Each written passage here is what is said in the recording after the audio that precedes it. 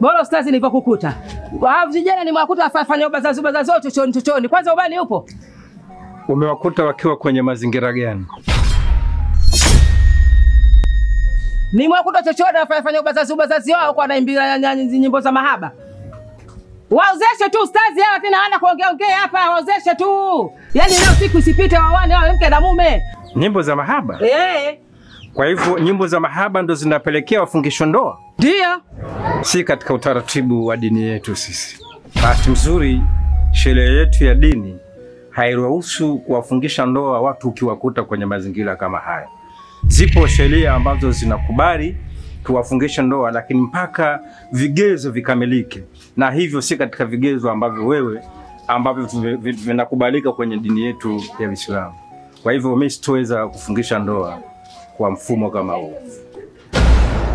Kwa maana sasa unasupport ujinga, si ndo maana yake? Unasupport upumbavu wao na ndo ndo maana yake? Nasema sheria haikubali kufungisha ndoa katika. Sasa subiri, ustazi sio peke yako. Usinibabaishe, usinisumbue. Mimi kitezo ninacho, ubani ninao, nitaenda kufungisha ndoa mwenyewe kama umeshindwa. Na ustazi sio peke yako hapa mjini. Maustazi wapo kibao. Twendeni nikafungishe ndoa.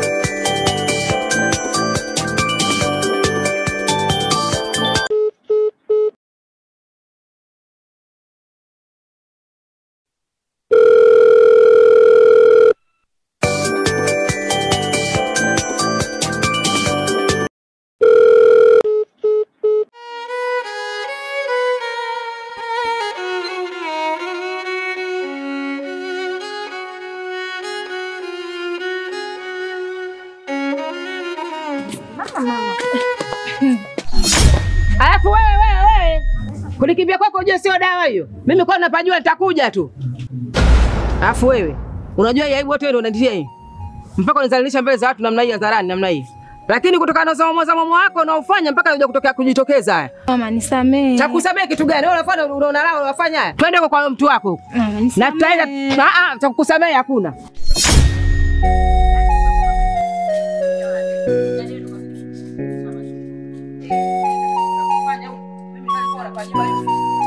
Sio kuchoka baraka, uko kwenye faida.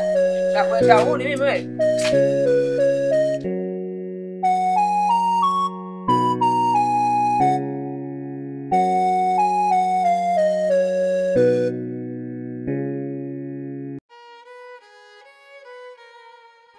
Assalamu alaykum wa rahmatullahi wa barakatuh. Wa alaykum salam wa rahmatullahi wa barakatuh.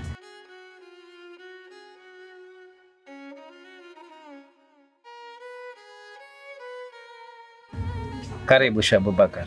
Nashukuru kwanza nimekukuta. Karibu. Nimekuja nina matatizo. Ndio. Na kubwa ambalo limenileta hapa kuhusu mke wangu. Ndio.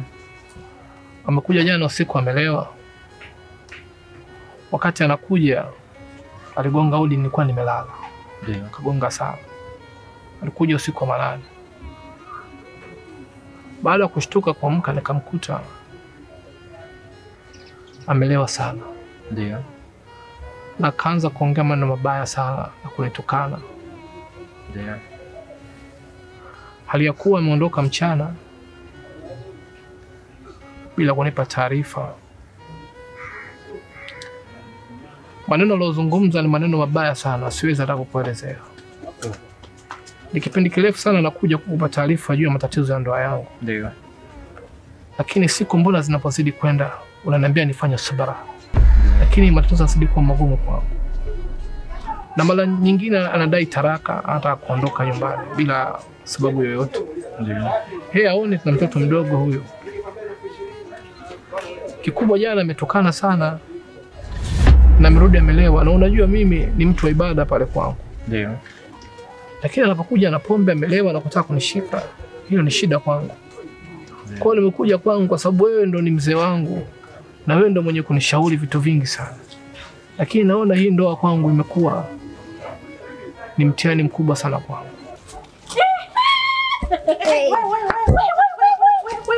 Kwenye 18 yetu umejaa. Wewe unataka kukimbia hapa. Leo uelewi nini? Nyinyi ndio mabingwa sana kuchukua wanaume za watu. Yani sasa mimi nimechukua mwanaume gani nilomchukua? Unajifanya wewe sogea hapa, sogea hapa. Unataka kukimbia? Wewe anakuhusu nini? Yanakuhusu nini? Yanakuhusu nini? Yanakuhusu nini? Mnanijua mimi? Wewe nani bwana? Wewe njoo hapo. Wewe bwana nini? Yanakuhusu nini? Ndio maana nimefika kwako. Pole sana Bwana Abubakar, pole sana. Hiyo ni mitihani ambayo Allah alikuwa amekuumbia nayo na ulikuwa hauna budi, lazima uipite kwenye mitihani hiyo. Na kama vile nilivyokaa na kueleza siku za nyuma kwamba mitihani wanaletewa wacha Mungu. Na kadiri ya mcha Mungu anavyozidi kuwa na ubora zaidi na ndivyo anavyopata mitihani mizito zaidi. Lakini pia Bwana Abubakari, ama kweli mtoto wa nyoka ni nyoka. Kwa nini? Kabla ya masaa mawili tu amekuja hapa mama mkwewe akiwa amewakamata watu wawili. Mmoja yule shemeji yako yule binti yule amemshika huku na huku amemshika kijana mmoja hivi. Amewaleta hapa kwangu akiwa na madhumuni ni wafungishe ndoa. Mwozeshe nani? Lakini nilimuuliza swali moja tu kwamba hawa umewakuta kwenye mazingira gani?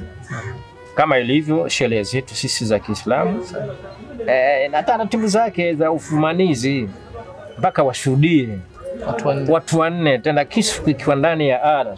Lakini ile iko tofauti kidogo. Hebu wewe utawazingua nyinyi. Utatuzungua kuhusu nini? Wewe vipi? Yanakuhusu nini haya? Yanakuhusu nini? Acha masuala kuingilia. Nenda kamwambia wewe mbwa mwenzio. Yaani muende nazifike. Wewe ndo mbwa. Unabweka bweka tu hapa. Na mwache sasa wewe uone mbwa. Unataka kuingilia masuala ya watu afu unajifanya kutuita sisi mbwa. Wewe mwanaume leo unaingilia masuala ya watu, wewe ndo mbwa. Achana naye. Mnasikia kinyonge? Tunakuchukulia kinyonge vipi? Waangalie macho wewe. wale. Yaani wewe. Wewe nini? Toka. Kamwambie wewe mbwa mwenzio. Wewe. Kamwambie nakwambia. Akamwambia yaani kamwambie nazifike. Tena wewe mshukuru sana wewe mkaka kukusaidia. Yaani wewe sijui. Wewe na bado na taarifa ukamfikishie.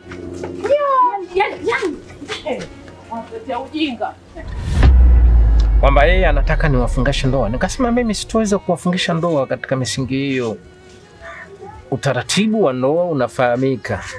Lakini isitoshe sisi mashehe si mashehe wa ovyo ovyo tu. Sisi mashehe ambao tunaongozwa kwa mujibu wa Qur'an na Sunna. Sisi tuna muongozo ambao ndio unatufanya tufanye kazi zetu zote za dini katika muongozo wetu. Basi baada ya maneno hayo ikawa yeye amekuwa na maneno makali, akaniambia yeye ana kitizo, yeye ana ubani, yeye basi ataenda kuwafungasha ndoa yeye mwenyewe. Basi akaondoka zake akaenda zake huko. Kwa hivyo Bwana Abubakari, umefanya chaguo, lakini chaguo lako pale unapaswa uendelee sana kufanya ibada mbalimbali za kumwomba Allah akubadilishie mkeo. Awe mkeo mwenye tabia njema. Awe mkeo mwenye kumsikiliza sana mume. Na baada hapo mambo mengine yatafuata. Lakini kikubwa zaidi ninachokuomba mambo mawili. La kwanza uwe na subira, jambo la pili udumu kwenye ibada kumwomba Allah akubadilishie tabia za mkeo. Inshallah khairi nitalifanyia kazi hilo tena. Ila nachokiomba kwako kikubwa naombe dua inshallah. Mimi nitaendelea na dua inshallah. Shukrani sana. Inshallah. Khairi inshallah. Inshallah.